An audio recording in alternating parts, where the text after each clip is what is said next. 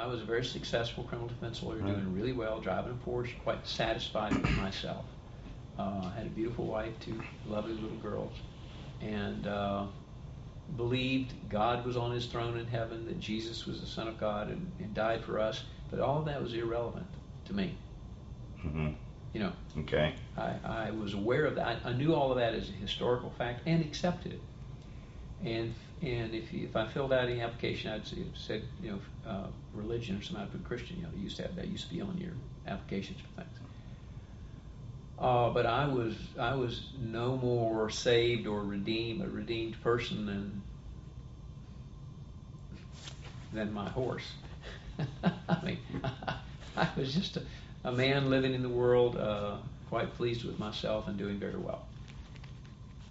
Months before, my wife had begun to go to church and take the girls to church. Okay. And I thought that was a good thing, that I thought all, you know, mothers and their children should go to church, but that had nothing to do with me. I went surfing or hunting or whatever on Sunday mornings or slept in. And then one night I was praying with my youngest, and the little ritual, now I lay me down to sleep prayer. Now you kind of catch yourself and say, see, you were religious. I was not at all. It was simply a ritual I was going through because that had been going through when I was a child. And I thought it was something dads are supposed to do with their little ones. And I was on my knees, Dana, with this about 2.5-year-old, maybe 3-year-old, about 2.5. And I finished the prayer, and I started to get up, and the Spirit of God came out of the child and swept over me. And he totally took away my vision. Could not see. And it wasn't light and it wasn't dark. I simply couldn't see. And the presence, being in the presence of God, was the most awesome experience I've ever experienced.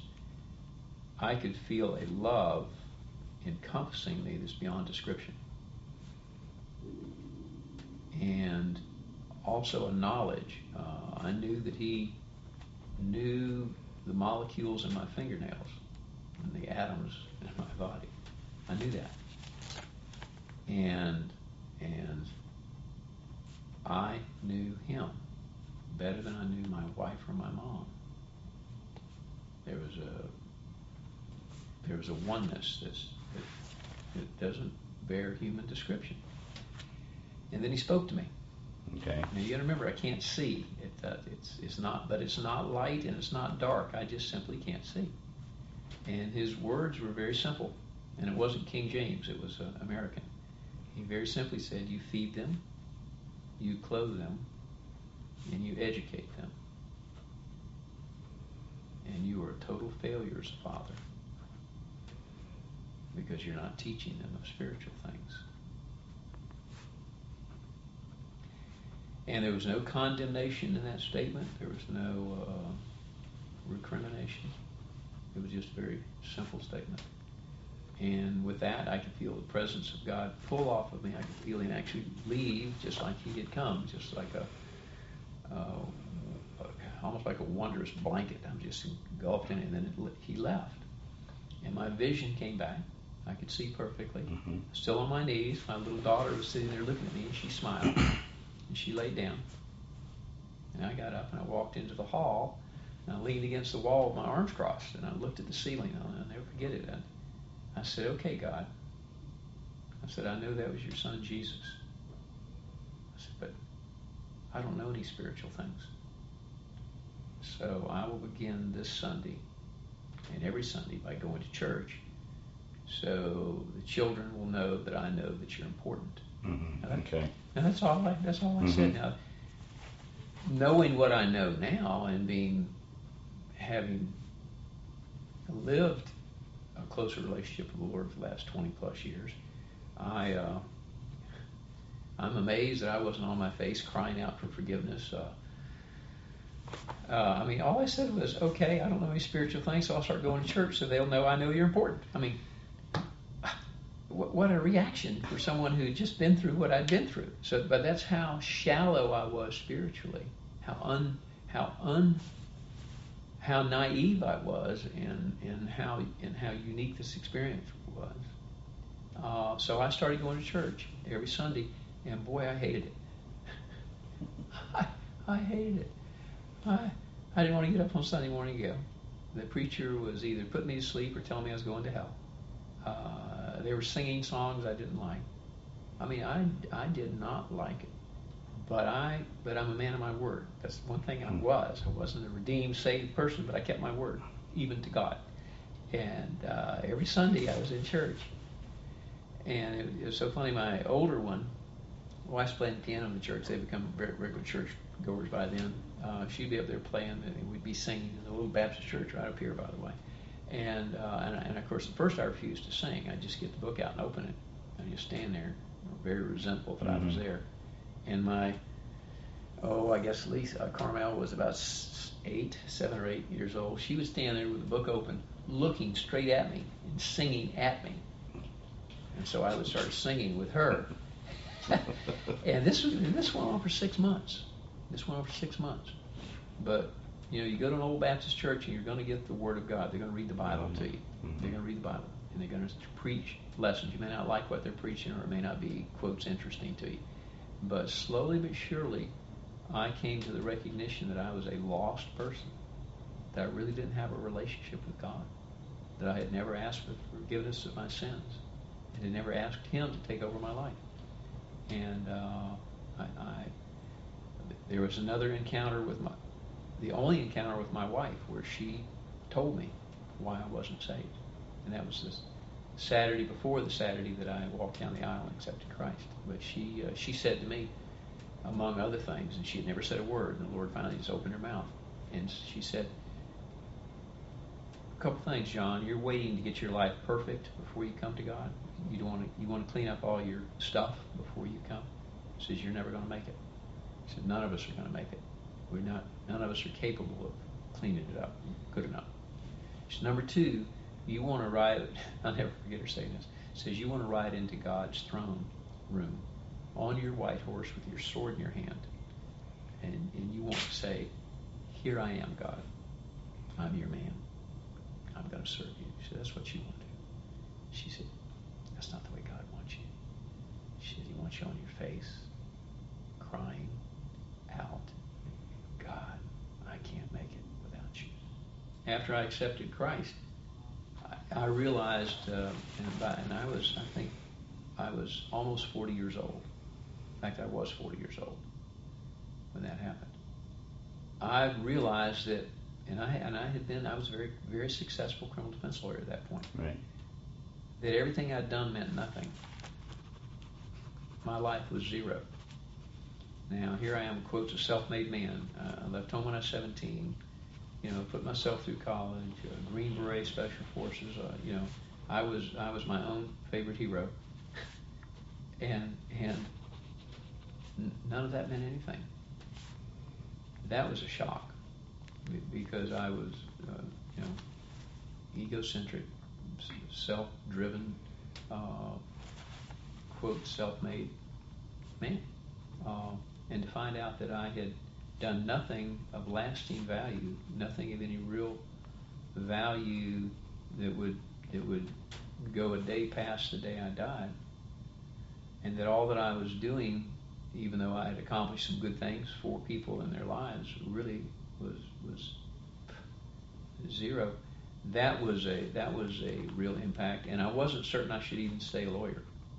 No, they're right. Oh no, I told the Lord I would go to the mission field. In fact, this plays into how I came to public service. Among my promises was a promise to go to Africa if He wanted me to.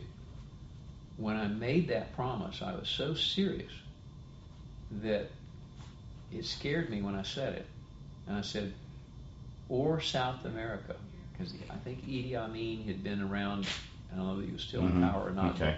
The memory of how violent and dangerous Africa was really flooded into my brain when I made this promise that I would go to Africa if He wanted me to. So I immediately tried to hedge my bets with Him and said, or South America. And I said, and Lord, South America would probably be better because my wife speaks Spanish. I mean, that's how serious Right. I was in this commitment. Mm-hmm. So I went through a period of practicing law lukewarm. I used to run on the beach every day Right. at noon, about 5 miles at a pretty good clip, and really had a shower there. That's the way I spent my lunch hour. I was running on the beach. Now all this had happened to me. I was kind of wallowing in my, what should I do, Lord? When are you going to show me? You know, obviously, practice law isn't it. At least to me, I felt I was supposed to do something. So I was running on the beach, and I passed this fellow in a wheelchair. Passed him 2-3 days in a row, and I got back to my office one day. One of those days was getting ready to go back in, and the Lord interrupted my thought pattern and just simply said, "Go tell him I love him." Now, I'd not ever had this kind of experience before. I was brand new, and I stopped, and I knew exactly who he was talking about. And I got back in my car, drove several miles south, parked at the Bel Air Plaza area. I remember the approach. And I got in my car to go down, and I knew what he was talking about. I'm walking down there, and I'm hoping he's not there. I'm scared to death. I had never told anyone about the Lord. I had never witnessed anyone about Christ or anything. And I didn't know what to say to him. And I was afraid. And I'm hoping he's gone. And I walk down there, I look around, and there he is. Now, see, again, I was very spiritually new. Had I, at this point, I would have probably prayed before I went down there, or prayed while I was driving. God, tell me what to say, show me what to do, give me some help here. Instead, I'm just scared. Right. Walked down there, walked to him, and I said, "Hi, I'm the guy that runs by." He says, "Yeah." He said, I recognize you. And I said, "Well, God told me to tell you he loves you." And he looks at me and says, "No, he doesn't." Well, I was incredulous. I said, "Well, yeah, he does." He said, "No, he doesn't." I said, "Well, I know he does." I'm arguing with this poor guy in a wheelchair. And he says, "You don't understand." He said, "I'm a Catholic, and I stole some things, and God put me in this wheelchair because of that." I said, "Oh." I said, "Well," I said, "I don't know a whole lot about the Catholic beliefs. Didn't know much about my Baptist beliefs, for that matter." And I said, you do believe that if you confess your sins, that God is faithful and just to forgive them? Isn't that what God says?" He says, "Yes." I said, "And you being a Catholic," I said, "I'm sure you've confessed these sins to the priest and to God, haven't you?" He said, "Yes." And he looked at me. He said, "I'm free. I'm free." He starts shouting in his chair, "I'm free." Again, had I been a more mature Christian, I would have prayed with him. In fact, I'd have probably prayed that the Lord will now stand him up and start him walking. And the Lord can do those kind of things. I've only seen that a few times, and never at my touch. But it's not the toucher anyway. It's the power of God that does it. But he starts shouting, he's free. Well, I don't know what to do. So I said, "Well, it's good to see you. Goodbye." I ran back to my car as fast as I could, got in the car and drove away. And I'm driving back to my office, overwhelmed by what has happened here, and not a little confused. And then the Lord interrupts my thought pattern again, just out of nowhere. He says, "See, I have you where I want you. Serve me." I started laughing and crying at the same time. I didn't have to pack my bags and go to Uganda. You were right. Yeah, I have you where I want you. Serve me. So then I returned to my criminal practice, delighted to share Christ with most people that came in, most of my clients. Some left because of it. Right. Others tolerated it and later told people they hated that. Others came to the Lord through it.